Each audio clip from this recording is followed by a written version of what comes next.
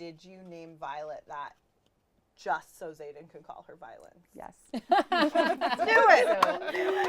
I loved Violence, and I think the juxtaposition of like Violet being, you know, so sheltered and soft, like as a flower, right, against Violence was it was too delicious to put on.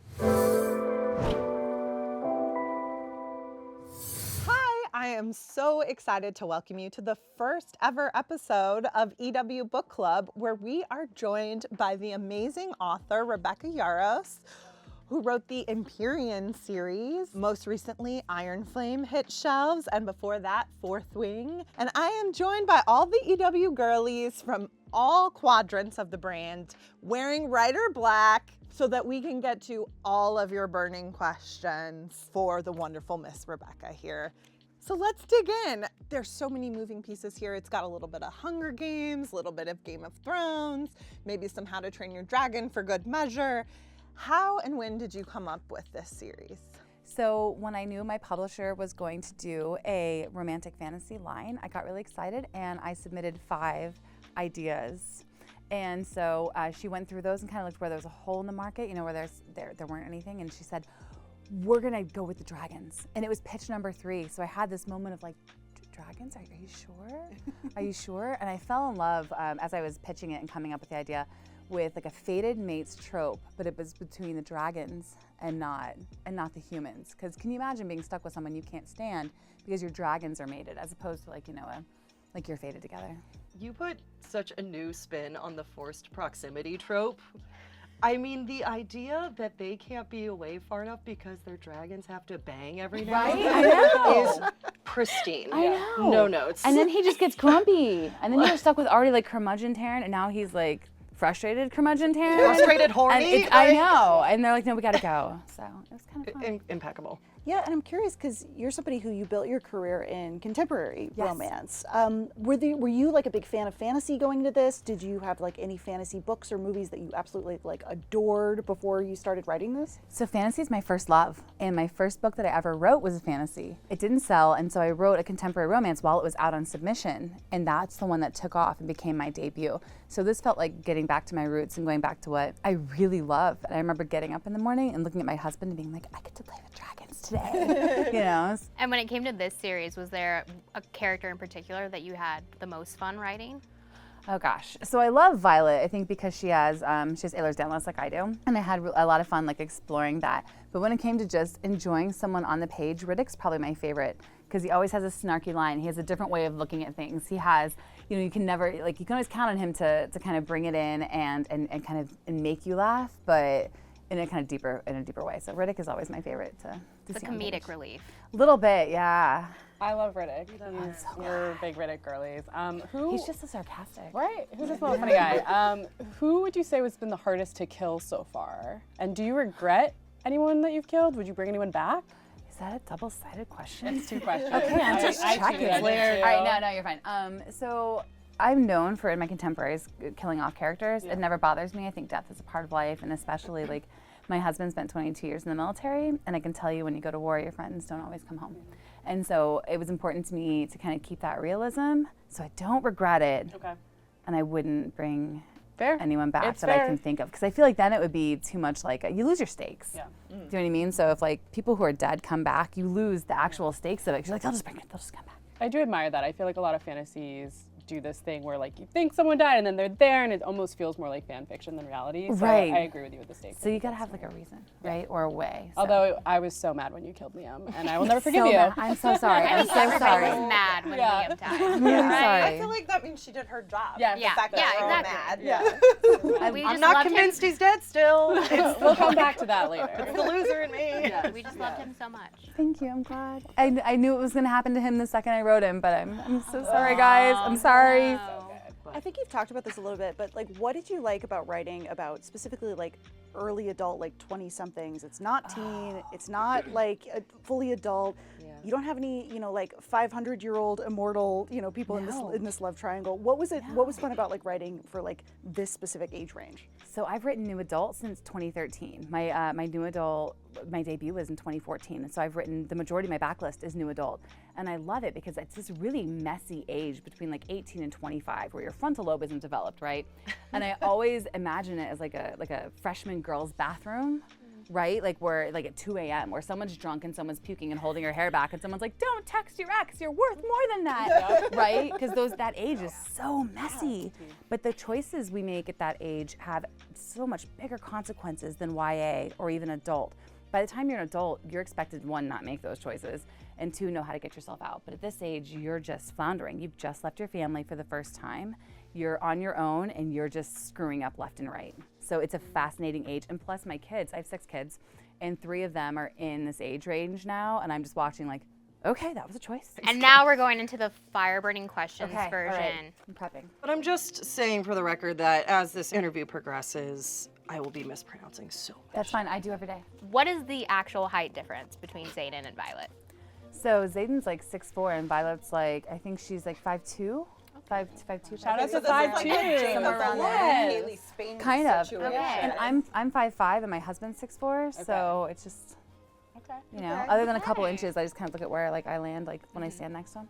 Did you name Violet that just so Zayden could call her Violence? Yes. Do it! I loved Violence, and I think the juxtaposition of like Violet being, so sheltered and soft, like as a flower, right, against Violence was it was too delicious to put on. What is the actual sheep population? I know. The goats. It's the goats you have to worry about. How do the shepherds feel about I the know. dragons? And you guys have read Iron Flame, right? Yeah. Like poor Brennan, like no spoiler alert, but like that man is trying so hard to like bring in more goats as all these guys keep arriving. They're stressing Arisha to the max, which I kind of love because that's more realistic, right? So yeah, so you have an influx of people, and when she gets there, he's like, "What did you do? Like we were not prepared for this." And she's like, "I brought you writers." Like he said, you needed writers. Imagine the jobs though that opened up for like goats. You're and helping sheep the farming. economy, really. Yeah, You literally. are. It's a big boost to the economy. Okay, so my burning question involved a scene where Ree in Iron Flame, she talks about Navarre and how when it unified, a lot of other places lost their folklore. Right. Which instantly made me think about Taylor Swift. And I'm just wondering, are you a Swiftie? I'm a huge Swiftie. Okay, perfect. I was love Taylor hoping you were Swift. going to say that. Yeah. And just a slight tangent, I'm just wondering, what of the following characters, of Zayden and of Vi and Dane, what albums do you think correlate best with their personalities? I think we're gonna slap debut on Dane. I think he's kind of like fresh out the box. I don't know what this means. I would definitely say that Zayden's in his like Reputation era, like Yeah. Fire, which I Reputation. love. That's my favorite Okay. album. And I would probably give like folklore to Violet in the first kind of book, and then probably more like a Midnight's blended with Rep into Iron Flame kind of thing. Okay. But yeah, I wrote a ton of the book to Miss Americana and the Heartbreak Prince. I know, right? And then my husband took me to opening weekend, and I'd stayed off social media the whole time, so What I a didn't know guy. what the playlist was, right? That's amazing. And she opened with it, and I thought I would just. Did you have the best That's time? fate. I Fantastic. did. I think the 10-year-old girls in front of me were like, "Oh my lord." I want to know if Taylor Swift is a Fourth Wing fan, because I Oh, feel I would like die. she probably I feel like if I she's would- not, she will be. I would She will cease be. breathing. Do cadets from the other quadrants have access to like any sort of lesser magic, or are you telling me Jasenia is writing everything with Aquilin ink? They have no access to lesser magic. In order to have any access to lesser magic, you have to be bonded or venom. Okay, so sit she there has with her like ink. more reason to become Venom, that carpal tunnel. I know, right? It's like, get the printing press. But what was fun for you about getting to like write that character specifically and sort of like frame it from Jasenia? her perspective? I love that Jasenia is kind of what Violet could have been had she gone into the scribe quadrant. So would she have gone with it? Like, the question in Iron Flame is just, does Jasenia know, and where has she been brought in? And is she on this pathway to conceal this and to erase their history, or is she going to take a different path? And I think it's fascinating because it could have just as easily have been Violet there, because Violet was slated to rise in those ranks. I do love the little romance that brewed between Sawyer I'm and ready Jane. for that. I was like, I'm I need ready. more. I need more. like little words. Him He's like, learning "Can you how to teach me?" sign. Yeah. It's really I was like, this little puppy dog. It is, I think, and you have to, like, you have to work for it, right? So somebody's got to work for her. We'd like a little more of that, please. Yes. And especially now he's missing a leg. Like, he needs a little love it. Noted. She's gonna be at his bedside now, Oh though, my like gosh, through his yes. recovery. What are the key signs of telling the difference between the red eyes of a venom and if you're just high or tired? Right? Because, you know, So that happens to the becomes best. very important in book 3. Okay. I will tell you that. That is super important in book 3, because I think one thing I love about Venom is like the theory that absolute power corrupts absolutely, right? And you have this society where you can only gain magic if a dragon approves of you or a griffin. So if there's a way for you to snag magic and become powerful, and it just costs a little bit of your soul, and then a little bit more, and then a little bit more, like how much are you willing to pay for the power? So yeah, but yes, it becomes very important. Well, speaking of people being corrupted, don't you think that we as the readers, but Violet in particular, forgives Dane like maybe a little too quickly? So I think he has a lot to dig out from. I think that she has some good evidence to back up that his intentions are real and true. And also, I knew kind of where he was going in book 1 and where that arc was going to go. And I think it's always fun to see things that change in edits, and things went a little deeper on Dane in edits than I thought were going to happen. But I already knew where his arc was headed. And she does forgive him, but I think book 2 is very much triage.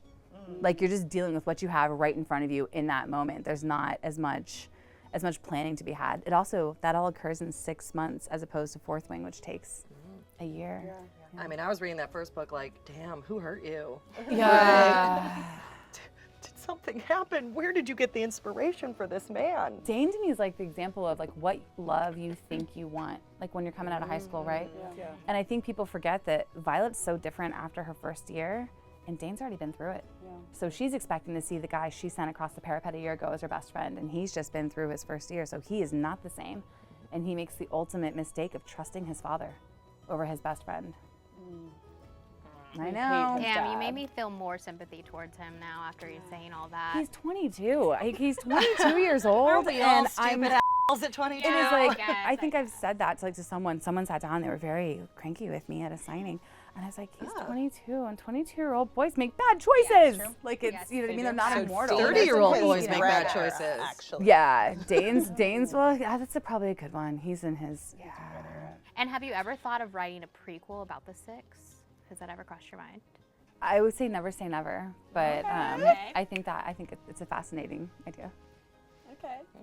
We like it. Okay, I have one more. How long do dragons usually wait between the death of one writer and bonding the next? It depends on the dragon. So Okay. dragons are just like people, except for they're dragons and huge and, like incinerate things. So like Taryn had no desire to bond. Naelin dies 5 years ahead before. He's not over it. He's still heartbroken. And then, his mate's like, hey, this little gold one's gonna bond, and I just need you to check this out. And now he's stuck back with 20-year-old kids, and he's had it. Do you know what I mean? Like, he had no desire to. So it depends on the dragon and what they want to do, and also the state of the wards and what they feel they have to do to there's keep no their hatching set- ground safe. No. No, they're people. So everyone progresses at their own rates. Is it harder to write the choreography of a fight scene or a sex scene? Oh, a fight scene. Okay. A fight scene. I mean, one, I'm experienced in the other type, and two, I've never really taken out a sword or dagger, so I have some experience there. And plus, my husband's 6'4", so if I have any questions, it's like, hey, honey, come on down for a second. Let's get Where's the the height lineup. difference sitting here? And of course, he's always happy to help. This man is just shining in this interview. He always does. What's your husband's name? Jason. Jason. Jason, you're a king. He's gonna be back there like, you've got to be kidding me. So fight scenes, I had to watch a bunch and kind of learn, because writing contemporary romance, you don't have a lot of reasons to be throwing down on a sparring mat, right? So. Were there any you watched that were like super helpful, or ones that you found yourself coming back to? Oh my gosh, I watched a lot of Jackie Chan. I did. I did. I did.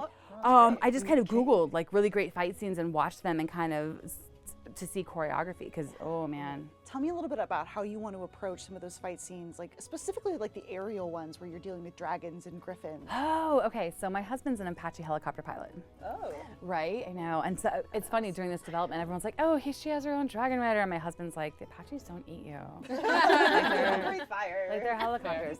And so I've written a lot of aerial combat due to like, I usually write military romance. And then I would take it to my husband and be like, does this sound great? Like physics, like when they're in physics and they're talking about, you know, you can have lift, you can have altitude, you can have speed, like you can have power. Like what do you have out of those things? So I think we want to get into a little bit of spoiler territory. Spoiler, major Spoiler. spoilers. There's lots of spoilers. Don't watch this if you haven't read it. I guess I wanted to start, you know, this is book 2 of, you said that this is a 5-book planned series. Yeah. Are you thinking of it, are we like in Empire Strikes Back territory, or do we have like a lot, like, is there more like emotional devastation to come? Oh, right. Yeah, you should never trust me. I'm not anyone you should ever trust with your emotions, ever. Like I'm learning that. Ever. I've just, no. No. But it's all plotted, so I know how it ends. I know what territory each book covers, and how each act arcs over the books. Yeah, that was one of my questions. Like, when did you know that this is going to be like 5 books? Like you've got, so it sounds like you've plotted your ending and you know where this is going. I do. Yeah, which is shocking to me because I'm usually like staring at a board going, what is happening? I was writing Iron Flame and I called my publisher and I said, I think this book takes place over 6 months because Xaden's graduated, right? Since we're in spoilery territory here. Xaden's graduated and there are stipulations on how often he can see her. And to remove this romantic arc, I have to do it here, here, and here, and this timing.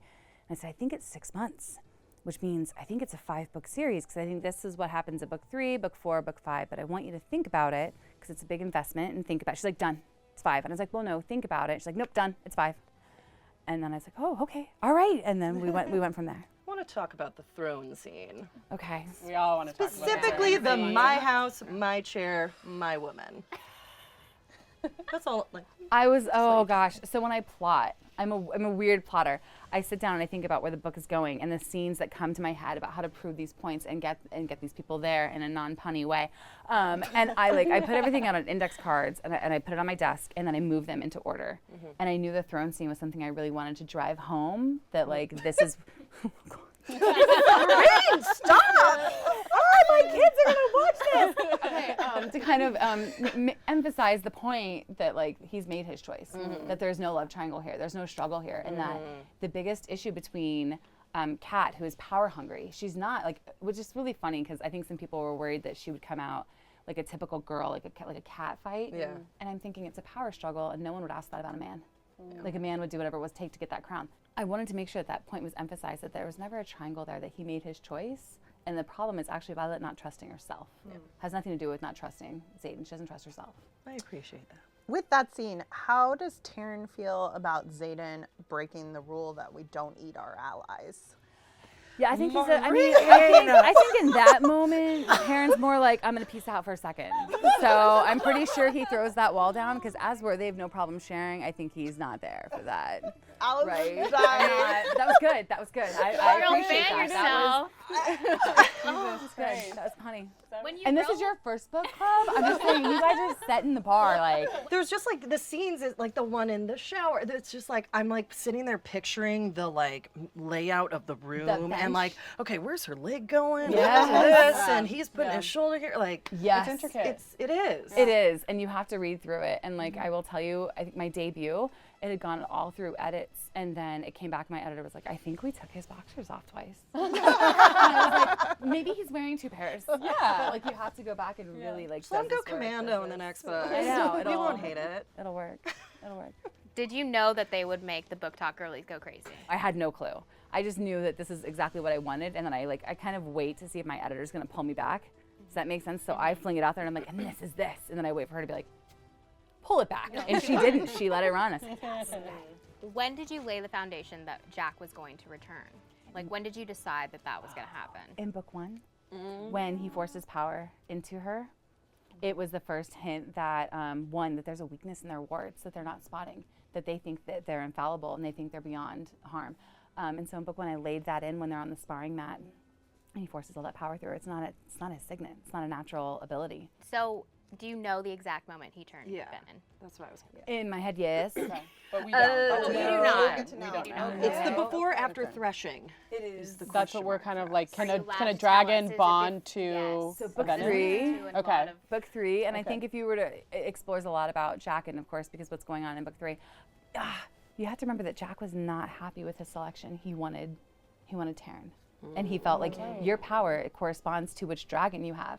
So he wanted the biggest, most powerful dragon, and he didn't get it. So Jack probably wouldn't have been satisfied with any level of power except for Taryn or Coda, Interesting. who's General Melvin's dragon, Yeah. Well, not that's really- not happening. right? Or Sigale, Yeah. but Not alas, Seagull. Can Venom remain bonded to dragons? he was Okay, so up then until the end. so how can one be bonded to a dragon and also channel from the earth? Is it just sort of like you can have both at the same time, Different or is there sources. just different sources? Imagine Okay. you have outlets, right? Okay. So if you have an That's outlet what I over think here about that you're going to plug your hair dryer into, and this outlet over here you're going to put your curling iron into, Okay. so that you don't blow a fuse. Okay. You do have such good analogies. Yes, The I do. umbrella Really analogy, good. the armoire analogy with Yeah. the battle axe. I was like, You have to go away think with through, it. right? When you're writing, you have to think things through. Are you a fantasy reader to start with? yes, of course. Okay. But I feel like sometimes we're missing that that element that just puts it right into the the way of understanding that we Right. need. I wrote Fourth Wing to be more accessible, to be a more accessible form of fantasy, and to bring people into the genre that don't normally read it. Yeah. So similar to that, I assume I know the answer to this already, but will we be diving into the process of creating Venom? Yes. Okay.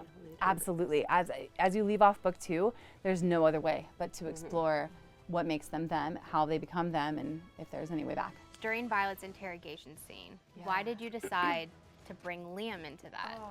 One, I selfishly wanted to see him. And 2, he died protecting her.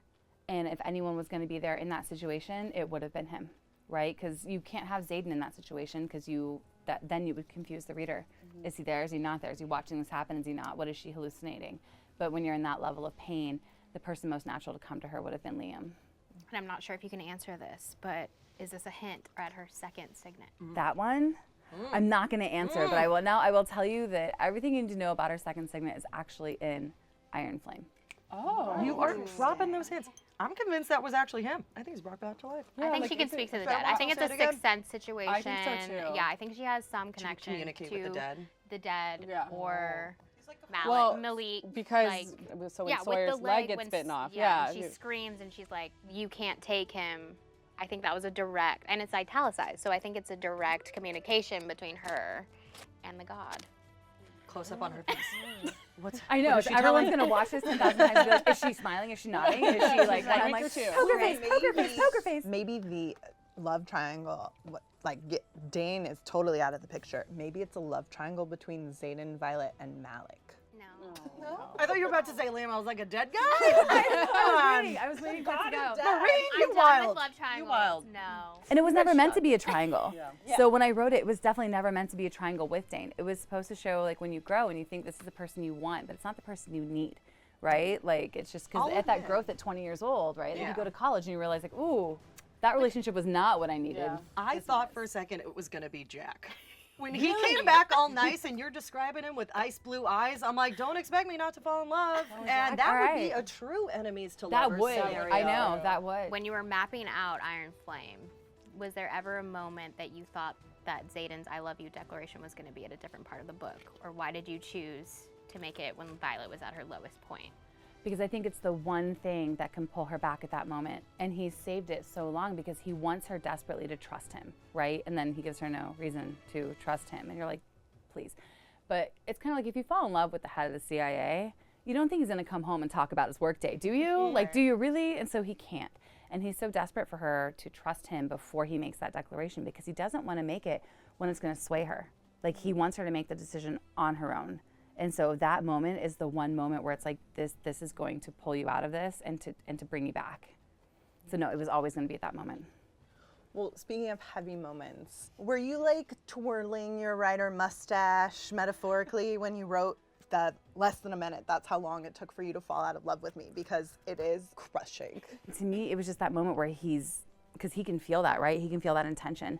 And it's to him, he also has no faith. So he hasn't been loved in so long that he doesn't really have the same faith that he wants Violet to have. They're a hot mess. Like, please, like they are a hot mess. Emphasis on the hot. Yeah.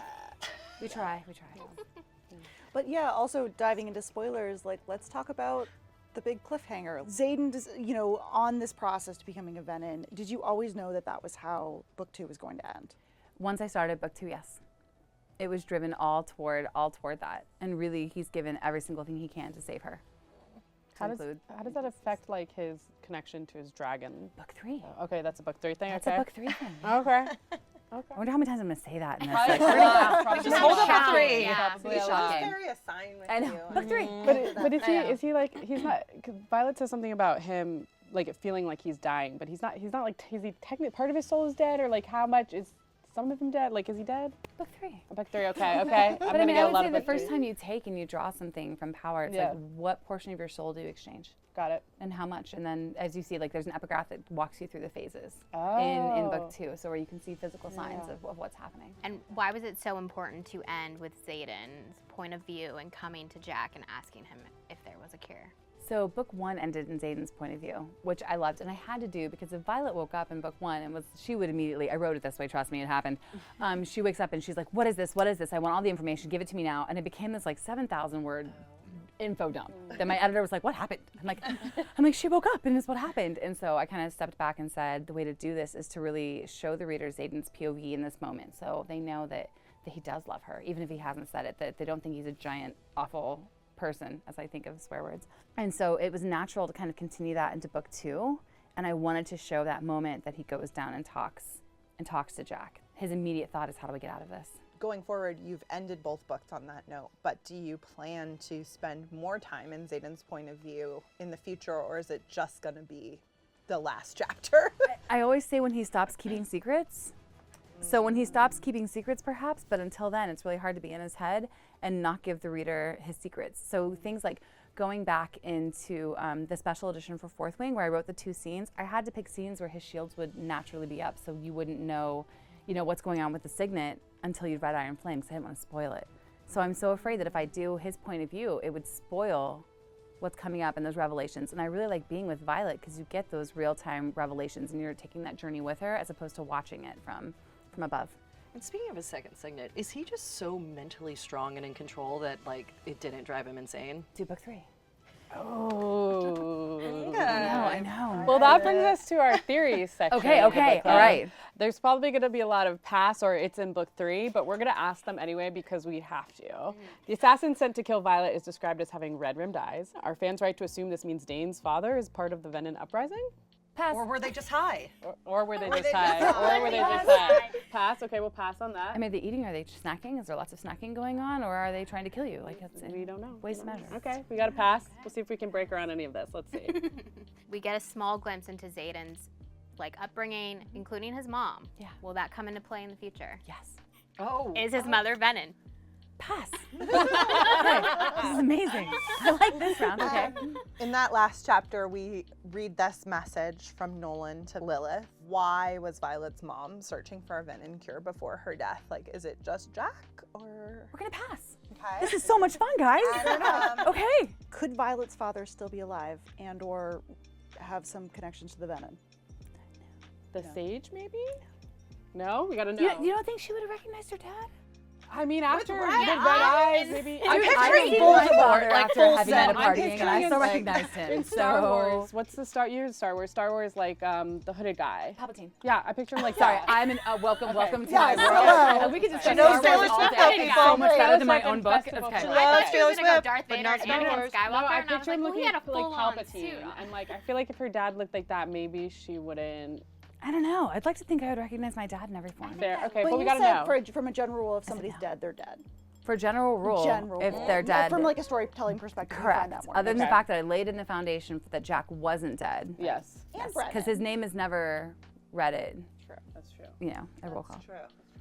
This kind of came up like, I feel like there's still more to uncover about Adarna's breed.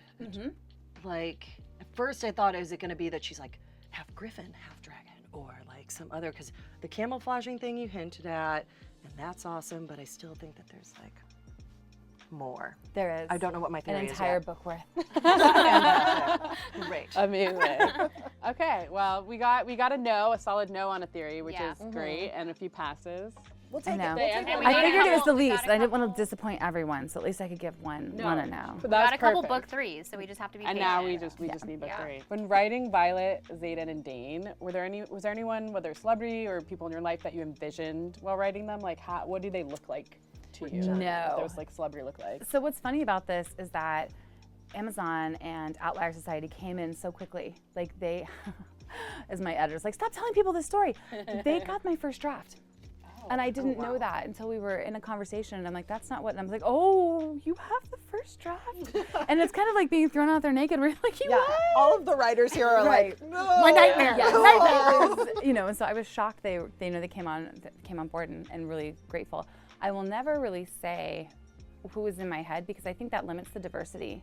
And since it's in development, I'm not going to limit those cast roles to anything that's in my head. And readers are so passionate that were I to come out and say, this is who I envisioned, there's a hot chance that they wouldn't accept anybody else in that role, and I'm not going to do that. That's fair. That's a good answer. Yeah. I do want to clarify though, because it comes up a bunch on Book Talk and online in general. Zayden is a person of color, yes? Okay. Absolutely. Because a lot of people don't get that right. No, So- he absolutely is, yes. What's the difference between Tarn and Adarna's voice? And can you at least say whose voices you picture? Because we already have like a vote for Sam Hewen. you gotta vote for I'm Sam Hewen. picturing like Sam a Hewen. classic Liam Neeson, Jeremy Ooh. Irons. Like I know Liam did Aslan, but like Benedict Cumberbatch. very good at dragons. rumbly. Oh my gosh. He already did a dragon. I though. said It's he's so good at hard because I dragons. don't He want is to good at limit these dragons. roles either. But I think Taryn to me has always been an older voice. Does that make sense? More of like an Idris Elba, right? Done. Someone call Amazon. As I get a Amazing. call like, yeah, you said what? I know. Believe me, it's love like half my that. phone calls right now. So yeah, so like an older, and more established voice, but he's just had it, right? Like poor Taryn, like I feel so bad for him. And Adarna, no, just someone young. Honestly, I can't picture her without picturing that Fred Armisen meme that's going around right now. He's like, I'm just a baby. I can pay you in blocks. I don't have any money. For you, do you, and maybe you don't want to say either, but do you picture these characters with a certain dialect, whether it's American or British or something else? Mostly, I would say American because they all have the same kind of dialect, unless you're speaking in Tirish or things like that. But mostly American dialect, I just think of Taryn as a person. Does that make sense? So to me, he's a person just in a dragon suit. I don't say that, but just a very curmudgeon-y old guy because he's based on my bulldog. So, It all makes sense now. so his name was Diesel. He passed just before Fourth Wing came out, and he was 12 and a half. And so like in English bulldog years, that is like That's old. ancient. And by the time he went, he was like, have you seen Twilight? Of course. He was like the we last. seen Weird, Twilight? I have to ask. He was like the last Volturi with his arms out, like finally, right? Like he was done. He was done. And then we brought home a pandemic puppy, also a bulldog, and he was like, seriously. So that's Like, Andarna. So you have more of an Andarna vibe there. Yeah. Oh, that's so cute. And is the fact that it gives us a little hint into it being translated at the beginning of the book, does that reflect what becomes of our favorite characters? Book 5. Well, we've talked a little bit about the option and the TV series, Yeah. but tell us more. I mean, what's your involvement? Obviously, you have 3 more books to write, but are you going to be participating actively in the adaptation process? It's my goal never to step on their toes and never to get in their way. I believe in deferring to people in their areas of expertise, and so I'm really lucky. They're a great team. I've met with them several times. They asked if I wanted to come and sit in the writer's room with them, but really honestly, I think an adaptation is an adaptation, right? So the book stands alone, and I'm really excited to see just kind of what they do with it. But they already have a writer's room. No, No, okay. not that I know of, at least. Well, you said they invited you. So. in the yes, in the when Got this it. when So I was we gonna say, when that's we get Journalist there. Marie, she's digging.